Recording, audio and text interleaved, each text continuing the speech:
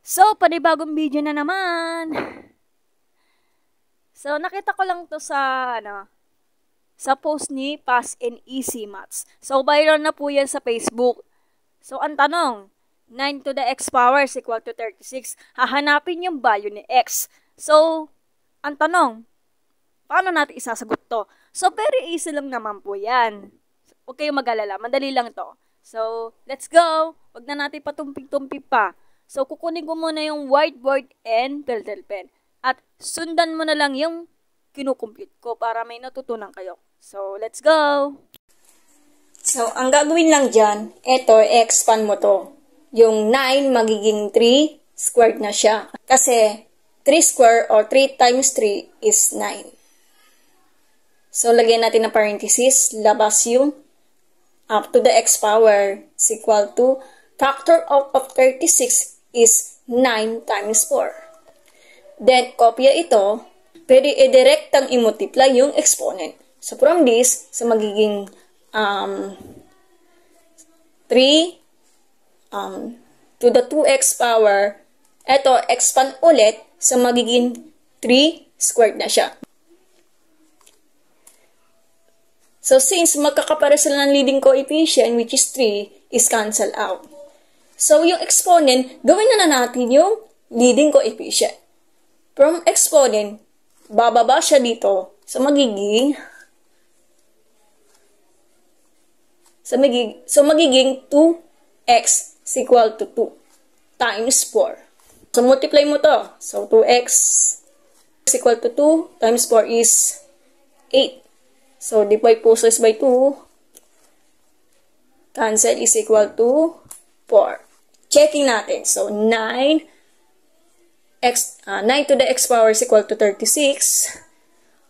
Kunin na natin yung value ni x. So, which is 4. So, 9 to the 4th power is equal to 36. Medyo malabo itong mangyari sa 36. So, hindi siya equal. Hindi siya 36 ang magiging magkakapareho ang answer. So, ulitin na natin. Our question, 9 to the x power is equal to 36. Hahanapin natin yung value ni x. Mali yung ginawa kong compute kasi kailangan tumama siya sa 36 kapag nag-checking kayo.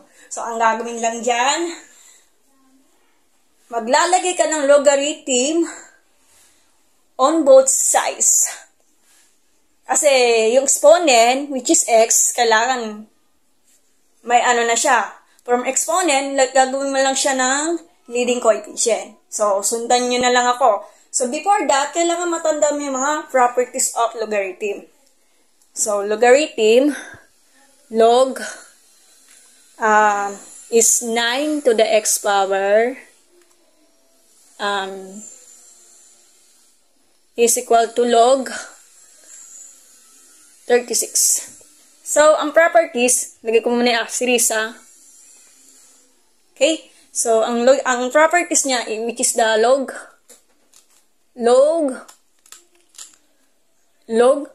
of m raised to the power of. So, gawin na natin yan kahit anong letters. So, pares naman yung nakalagay sa book. So, gawin na natin log, small letter a, raised to the power of b.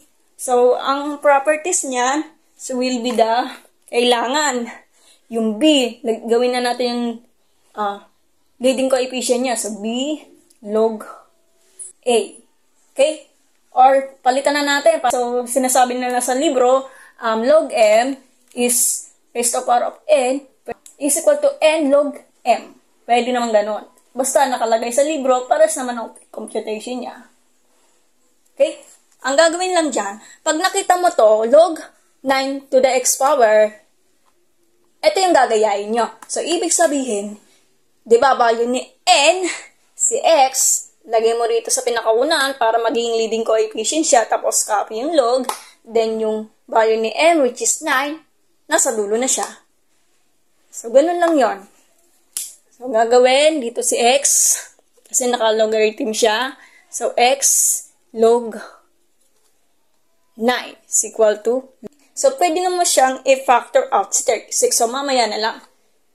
So, depende sa gusto nyo. Pwede namang i-factor out si 36. So, magiging log 9 times 4. So, sa akin, mamaya na lang. Kasi, doon ako nasanay. Parahin ko muna to.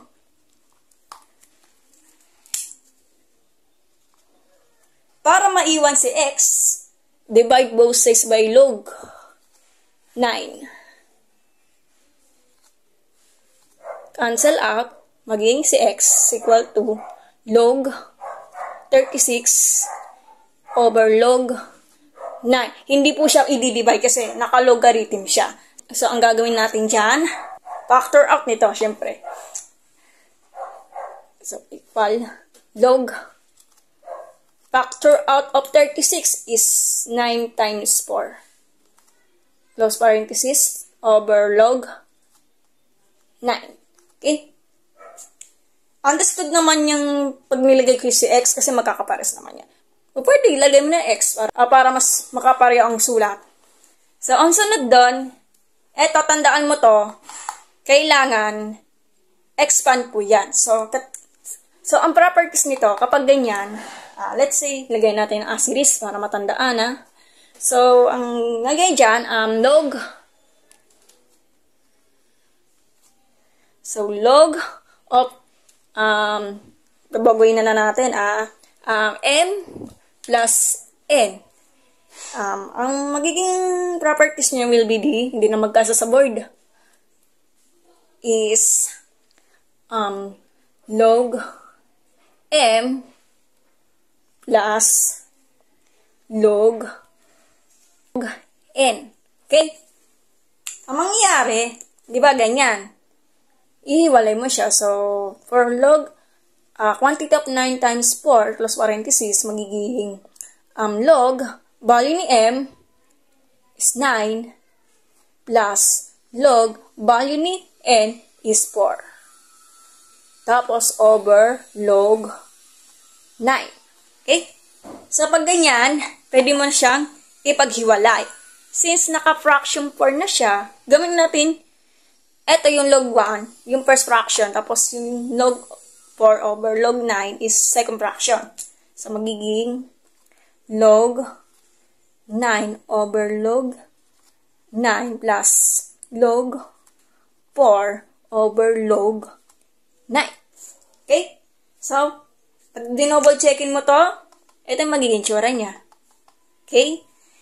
Ang sunod doon, cancel out yung log 9 over log 9 kasi magkakaparehas yan, di ba? So, automatic, magiging 1 na siya. So, equal 1 plus log 4 over log 9.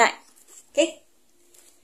So, ang sunod doon, expand mo to. Yung 4 magiging 2 square, then over, expand ulit yung 9. So, equal 1 plus log 2 square over log 3 square. Okay? So, since na, ito na nga sinasabi ko, etong nakita may properties, etong ganito, ginaya ko kanina sa unang step, like, which is the ganito, ito yung gagamitin nyo.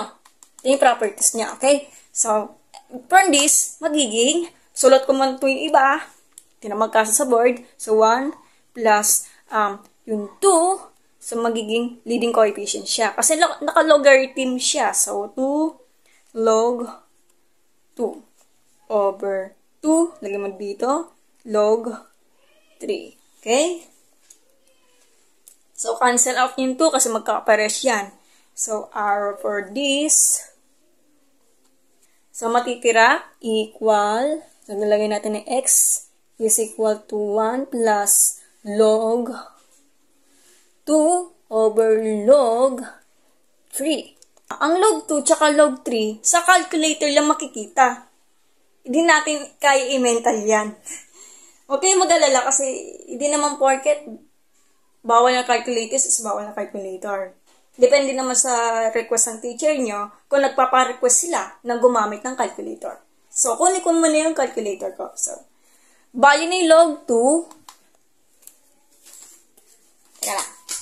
So, value ni log 2, hindi na natin kaya i-memorize kasi yung iba naman kasi, kung makikita mo yung mga tables of the logarithm, pwede nyo makita yan. Pag wala kayong calculator. Okay? Hindi nyo mini-memorize kasi baka makabalo kayo sa kakaisip. So, kunin ko yung calculator. So, buksan nyo. So, lagay natin. Pwede naman diretso na lang. So, log. So, log. Kanya, medyo malabo na. So, log 2.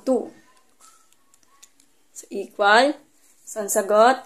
So, kopya ko muna to. So, 1 plus over 0.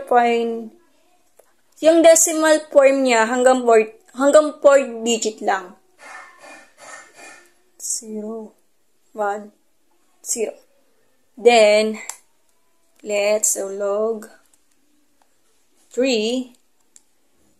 So, 0.4771. So, sagot dito, 1 plus, compute mo to. Bawal kasi yan. So, ang sagot dito will be the 0.6308. So, 1 plus 0.6308, or ang pagbasa nito, 6,308, 10,000. Kasi may THS na siya, kasi naka-decimal form na siya. So, ang sagot dito, so will be 1.6308.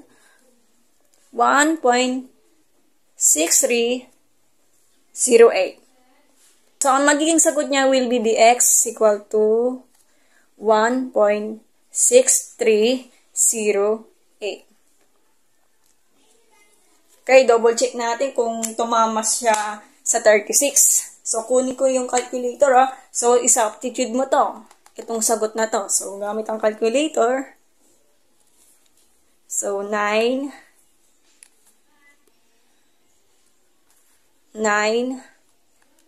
restore power of, yung sagot kanina, which is 1.6308.